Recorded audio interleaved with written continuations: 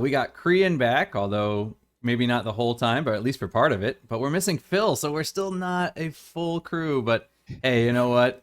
Baby steps. So today we're going to be covering a topic that has been plaguing the gaming community quite a bit recently, and that topic is Delays. delays. Exactly. Yeah. No, that was for emphasis on the delay part. So- That was part of the joke.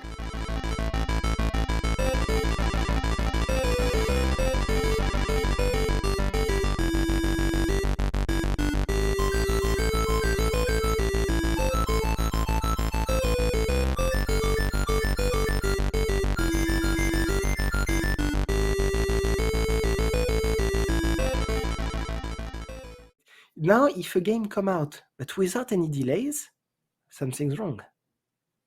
Don't you think so? No. It depends on No? the game. I All don't right, know. all I'm gonna right. let Korean talk though. Yeah. No.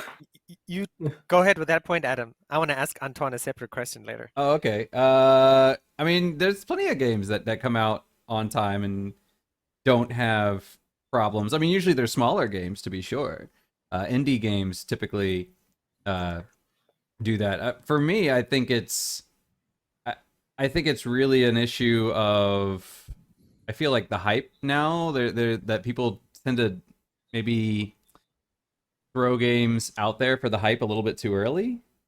Like for example, Absolutely. when Fallout 4 was announced, it was going to be released 3 months later or something like that. And so I mean they were pretty much done. So you get all the hype and then the games, gets to come out. But Cyberpunk's been hyped up for how many years now? You No, know? but they went to the E-Cube way too early. Because they go to the E-Cube with these big trailers without actually knowing the end dates. That's not a good way to build hype. Actually, I want to ask you a question. You talk about indie games. Don't you think that it's a very good idea what Subnautica did? They released a beta for quite a while, asking players to play while they were doing their own update, a bit like the roadmap of Star Citizen. Every 3 months, they add something else to the game. And they ask the players to play, and each time they see a bug, there's a report button saying, okay, where, how, what did happen? So they don't need to have testers specifically for this. The gamers are the tester, and they talk directly to the development team saying, that idea was great, but I think you should do this instead or tweak it a little like this. Oh And yeah. they ask the community. Not all the ideas are good, of course, but there's good picks in it. And it saves them a lot of time to test the game. They don't need to test the game. Players did it already. So they know that when it's released, it's already a player tested. So Wasn't that the point of a beta? it should be, but that's what indie games do, but big games don't. And Yeah. maybe it's because they want to keep the exclusivity. Maybe they don't want to spoil the story. I guess it's easier to do on a sandbox game. Definitely. Yeah, I know with the Dread Out, because I played Dread Out, and there were definitely some issues that I had in it, like the way the camera was controlled or whatnot. But then when I played Dread Out 2, you could definitely tell it was a lot. It was much more polished. But then when I was looking at some of the when I was looking at the Steam page and some of the forums and stuff, there were actually people that were saying that apparently when Dread Out 2 came out, it did have issues, but apparently the developers were listening to the community, and when the community made suggestions on things they should patch, they were actually going out of their way to patch those things. So very similar to No Man's Sky, where they were getting a lot of this community feedback, and when when the community said something, they would say, "Oh yeah, we can definitely do that. We're going to work on that," or they would say, "That's not really possible. We'd love to, but just the way the game is set up, we can't really do that." But yeah, no, I definitely think that that's a good direction to go in. But I mean, lots of games have released just fine. I've been playing Dread Out. That one was fine. I remember Other Side. I remembered seeing Other Side before it came out. That one was released on time, and I was been playing that one for the last month or so. What else? There's Near Age of Empire Replicant, 4. Age of Empires 4, I'm Civ Yeah. 6 came out on time. But like I said, yeah, Near Replicant, like I said, came out on time. Near Automata came out on time. So definitely there are games that do come out on time. So I wouldn't say that by default, these things are always problematic on Maybe they release. just had a better project planner. Maybe It's the project management possibility. was simply much better. They had a much clearer idea of what to do, when to do it, and when it will be released. Maybe Better it's just a director. management issue. Maybe might it's be. really just a back office issue. They don't know when to actually That was a problem release. reported for Cyberpunk by the. You guys probably don't know the famous Bloomberg reporter, video game reporter Jason Schreier, who used to work at IGN, I believe, and then Bloomberg bought him up. But he did this big expose on Cyberpunk and CD Projekt Red, and he interviewed tons of former employees over that period. And the conclusion was that Cyberpunk would have been a totally different game if not higher management hadn't come down and said, "This is what we're doing. I don't care what you want. Get it done." Which was the summary or the TLDR on what was happening for Cyberpunk 2077. Somehow it makes me think of the same kind of scenario in movies. Like the movie maker, director want to do one thing, and then you have the big publisher behind and say, yeah, we want to put this kind of rating, so skip this, and we want the story to be a happy ending, so skip this. The happy Kind ending of one is big, yeah. Oh, yeah, I so mean, they kind of bridle the creation in there.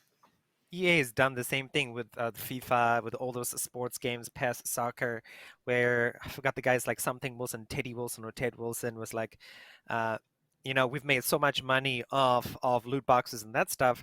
We're gonna keep doing that.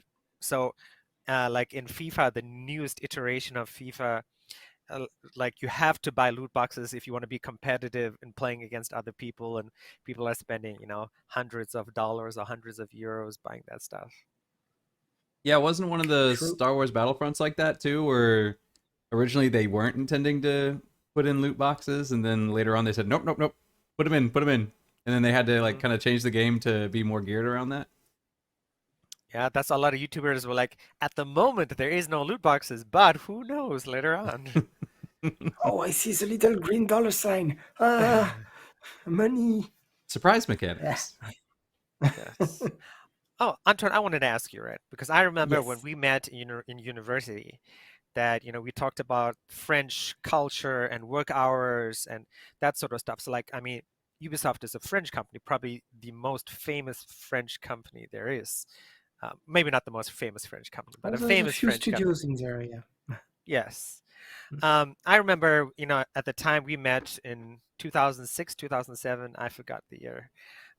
At that time, there was a strike going on in France about working hours. And I remember the French work week is like 32 hours a week or something like that. 35. 35 hours a week, yes.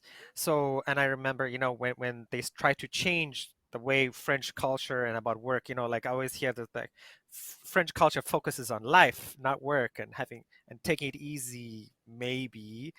You can fill me in on these misconceptions, but so I always wondered, like, how does Ubisoft get away with doing all this extra crunch in France, So, or how do other French so companies do that? first of all, I would really like to see the difference between Ubisoft Montpellier, where they are based, which released, for instance, the Rabbits, Raving Rabid Rabbits, Rabbids, the yeah, Yes, Rayman and game. the Ubisoft Ubisoft Montreal. Montreal. Yeah, I'd like to see the difference, but there's a way to bypass this in France, like especially for salespeople such as me, I would know. We do usually, a good 60, 70, even 80 hours a week when it's crunch time. And every end of quarter is crunch time. So when you work extra hours, you don't pay employees, but you give them what's called RTT, which is a day off. Each extra hour convert to a certain time off. So at the end of the Okay. year, you have a lot of time off.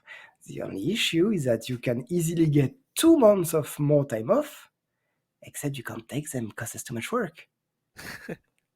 And it's not paid if you don't take them at the end of the year. It's not paid? Isn't that And illegal? that's what it goes. I know that's what it is. You can work more and you get RTT, and you are entitled to take 2 months of RTT if you want to. But do you really have time for that? That is so And scammy. and that's exactly how it works. Like I see my brother is working, he's an engineer working for a big company called Safran. It's a airplane maker and stuff like this, engine and stuff. And he's working, he has 6 months worth of back holidays that you should take and never have time. So in the end, just lose everything.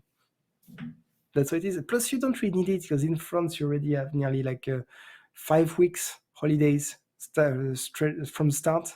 When you start working. So why would you need extra?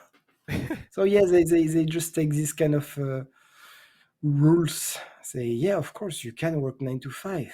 If you will work 9 to 5, you'll never have anything done. So work a bit more. We'll give you day off. Always makes So me that's think kind of. of. No. I was just gonna say it always makes me think of the French inspector in the second Muppets, the new Muppet movie, where they're like in the middle of a crime and then he's like, "Up, 12 o'clock, lunchtime," and he like just completely stops what he's doing and walks away, and they're like, "We're in the middle of solving this crime." And he's like, "Too bad." Public jobs. Public jobs 9 to 5. 5.5, you run the risk of getting sued by the employer or have a strike. Oh, okay. Public company, yeah, no problem. That private company, no, they do a bit what they want, but Okay. public is the way to go. Same here in Taiwan. Oh yes. Everybody wants a government job.